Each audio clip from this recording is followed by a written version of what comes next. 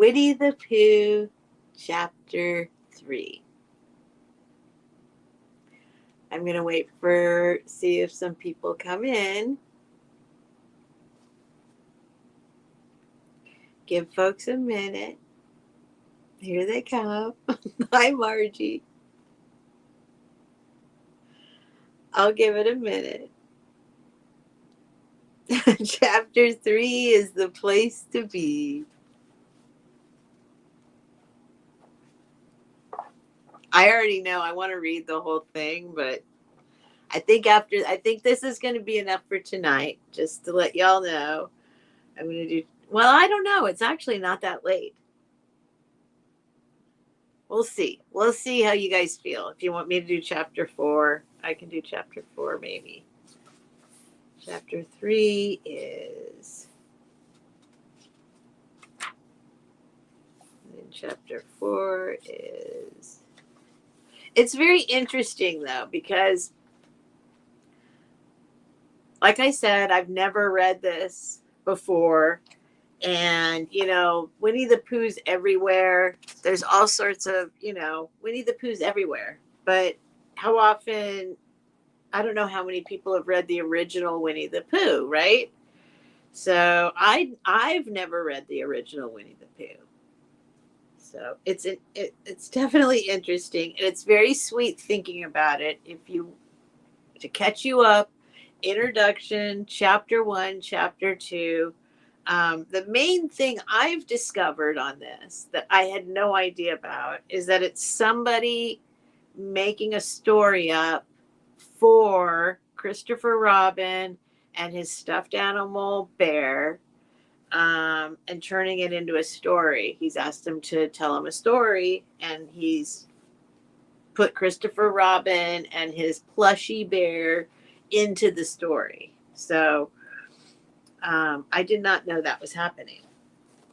So I will give you guys a minute to pop in. Let's see. Sheena, you guys are coming back. It's awesome. Margie and Sheena, and Life's Magic and Beauty and Lucky Ducky. Thanks, you guys. I really didn't expect anybody to actually sit here and listen to me do it live this late at night, but I wanted to put it, I'm putting it out there. I'm doing it. Like I said, I used to be a teacher and I miss reading stories to people. And I used to do it 5 days a week. Well, actually 7 days a week with, when my daughter was young. And I didn't realize I miss reading stories aloud. So this is for me too. Who knows? Maybe I'll do something else after this. I don't know if it'll be a kid's book or I don't know what it'll be. I'm already thinking about it. I have the story of San Francisco. I don't think I'm going to read this live. From the founding of the port in 1775 to the present day. The present day being obviously like the 50s or 60s. I'm far more interested in San Francisco, like right around there when it started, like the 60s. This is 1955. I'm much more interested in San Francisco after this. But anyway, you guys, I'm going to show you James. Hang on, let's see if he's not. I love when he does this. Let's see if I can. Oh, don't move. Oh, man. He's got his little arms crossed. I can't point it down any more than that. He's got like his arms crossed like this, and then his chin resting on his arms. There, go, do it.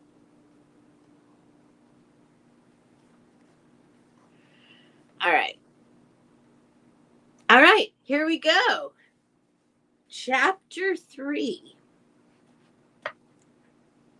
Again, let me moisten my lips.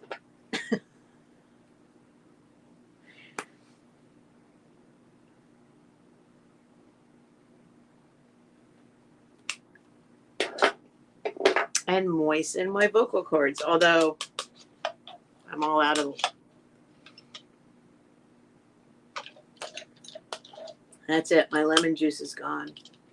I'll save that little bit for in case I start choking in the middle of the story.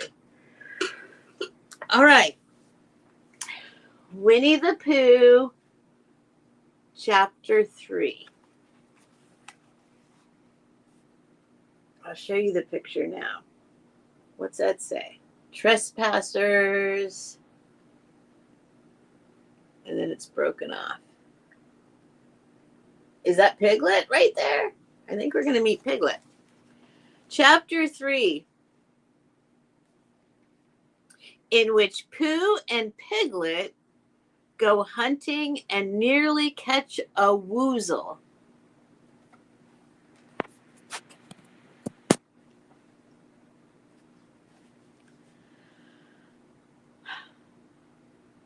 The Piglet lived in a very grand house in the middle of a beech tree. And the beech tree was in the middle of the forest.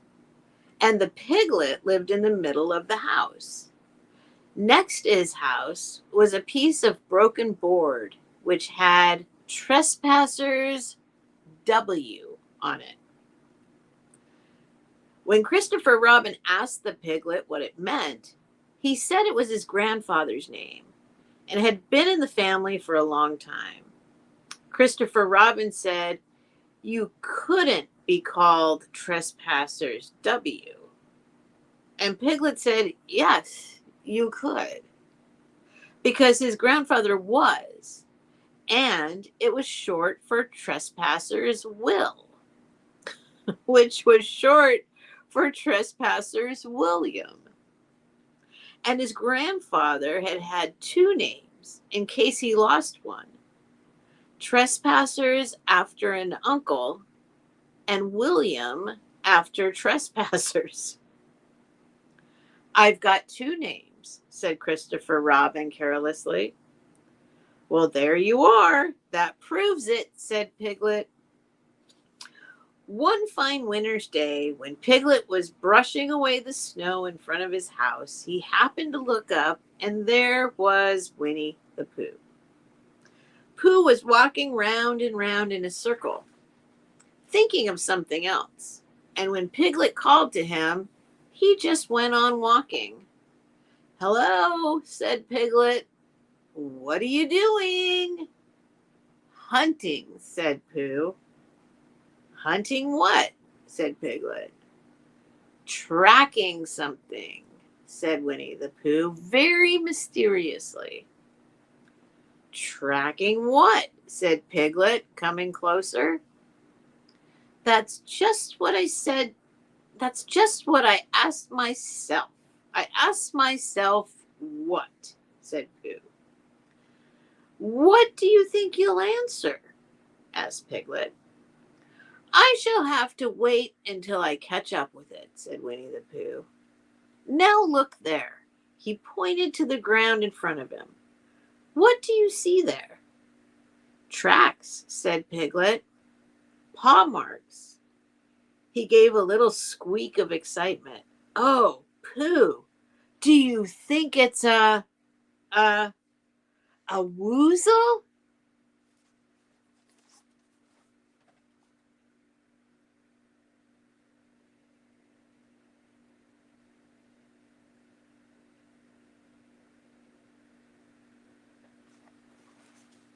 "Hi, KJ."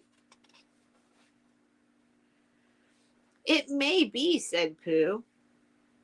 "Sometimes it is, and sometimes it isn't. But you never can tell with paw marks." With these few words, he went on tracking, and Piglet, after watching him for a minute or two, ran after him. Winnie-the-Pooh had come to a sudden stop and was bending over the tracks in a puzzled sort of way. "What's the matter?" asked Piglet.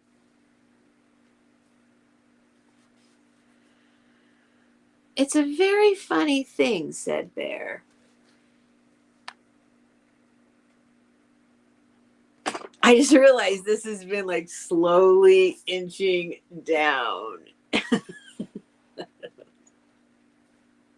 It's a very, very funny thing, said Bear.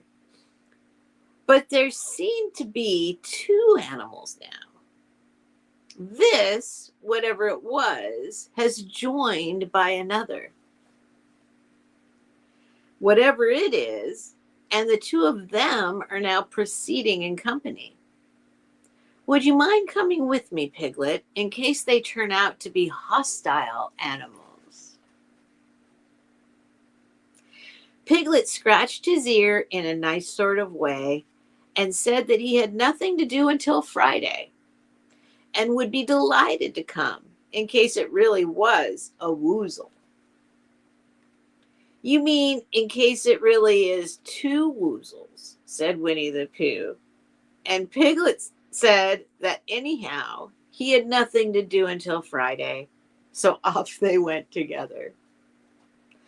There was a small spinney. There was a small spinney of larch trees just here.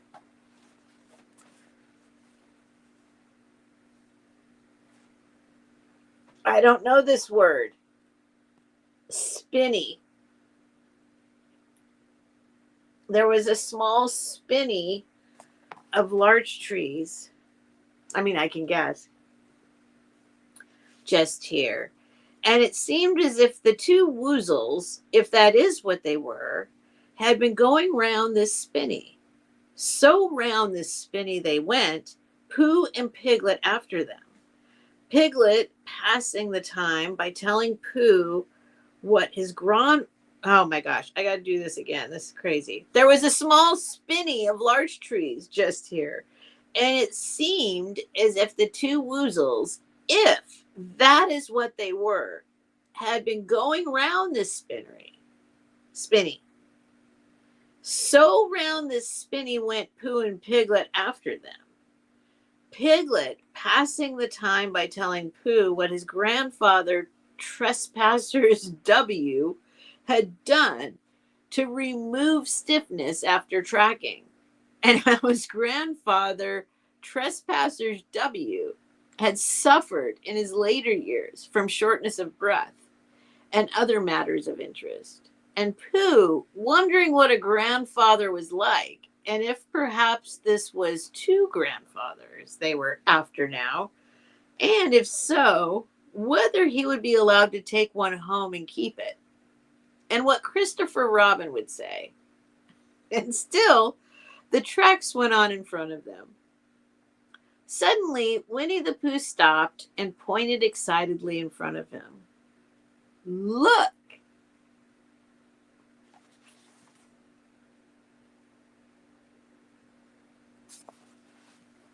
What? Said Piglet with a jump.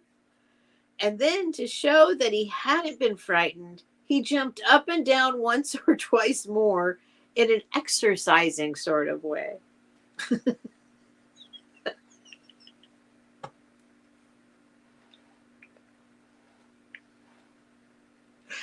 That's funny.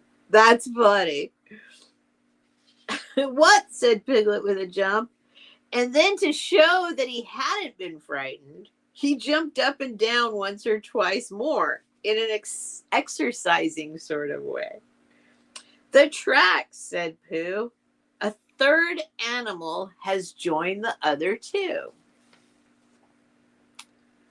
Pooh, cried Piglet. Do you think it is another woozle?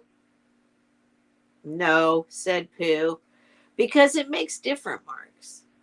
It is either two woozles and one, as it might be, whizzle, or two, as it might be, whizzles and one. If so it is, woozle. Let us continue to follow them. So they went on, feeling just a little anxious now, in case the three animals in front of them were of hostile intent. And Piglet wished very much that his grandfather TW were there, instead of elsewhere. And Pooh thought how nice it would be if they met Christopher Robin suddenly, but quite accidentally, and only because he liked Christopher Robin so much. And then all of a sudden, Winnie the Pooh stopped again and licked the tip of his nose in a cooling manner, for he was feeling more hot and anxious than ever in his life before. There were 4 animals in front of them. Do you see, Piglet? Look at their tracks. 3, as it were, woozles, and 1, as it was, whizzle. Another woozle has joined them? And so it seemed to be.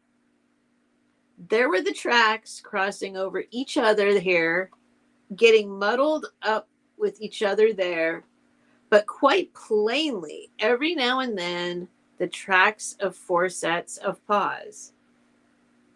I think, said Piglet, when he had licked the tip of his nose too, and found that it brought very little comfort, I think that I have just remembered something.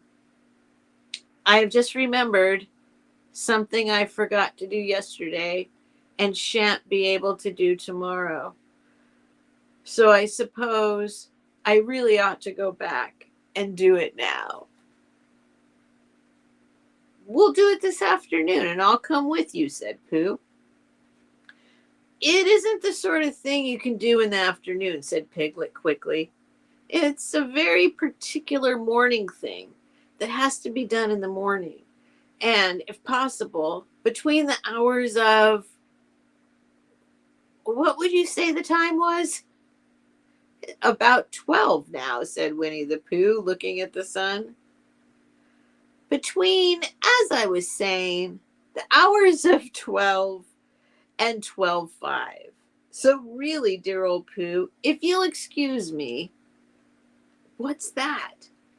Pooh looked up at the sky, and then, as he heard the whistle again, he looked up into the branches of a big oak tree, and then he saw a friend of his. It's Christopher Robin, he said.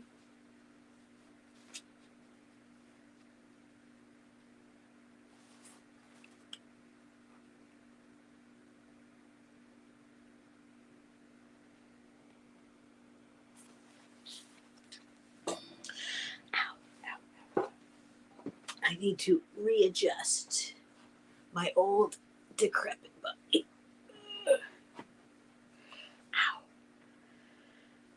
Ow. Then you'll be all right, said Piglet. You'll be quite safe with him. Goodbye. And he trotted off home as quickly as he could, very glad to be out of all dangers again. Christopher Robin came slowly down his tree. Silly old bear, he said. What were you doing?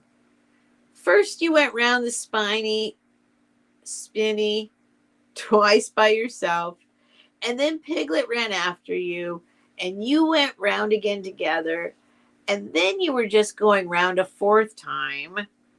Wait a minute, said Winnie the Pooh, holding up his paw. He sat down and thought in the most thoughtful way he could.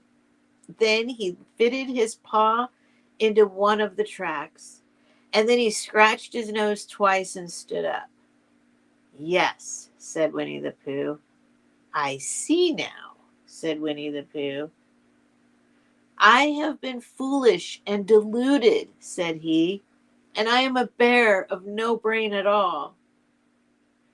You're the best bear in all the world, said Christopher Robin soothingly. But am I? Said Pooh hopefully. And then he brightened up suddenly. Anyhow, he said, it is nearly lunchtime. So he went home for it.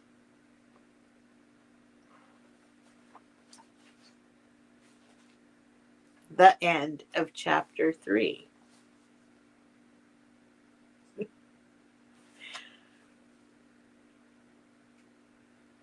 Interesting. All right.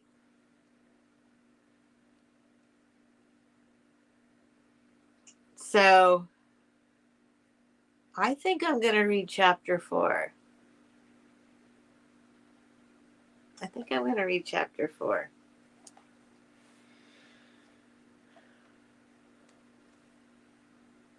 Chapter 4 is in which Eeyore loses a tail and Pooh finds one.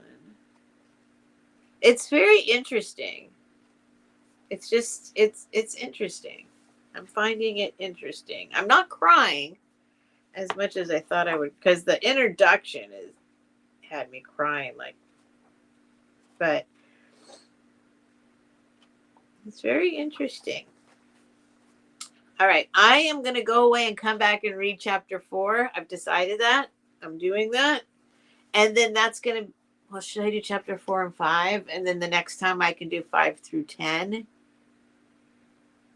Wait, what? I did introduction 1, 2, 3, 4, 5, 6, 7, 8, 9. Yeah, I'm going to read one more. I'm going to read one more chapter. If y'all want to come back, you can come back. I'm going to do the same thing I did before. I have to go set it up, hook in, do all the stuff. Or you can just pop in tomorrow or not. But I'm going to read I'm going to do one more chapter. And then I think one more chapter. We'll see what I do.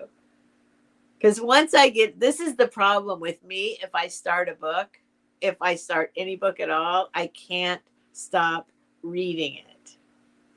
I can't until it's over with. So I might just keep going. I don't know. I might just keep going. So I'm going to sign off. I'll be back in a few. Chapter 4 coming up. That was chapter 3, right? Yes. Chapter 4 is next. I'll just keep going. Thank you guys for being here. Hi, Dan. And what time is it now? 11:31. Yeah, give me 5 minutes. I'll be doing the next one. Thank you, guys.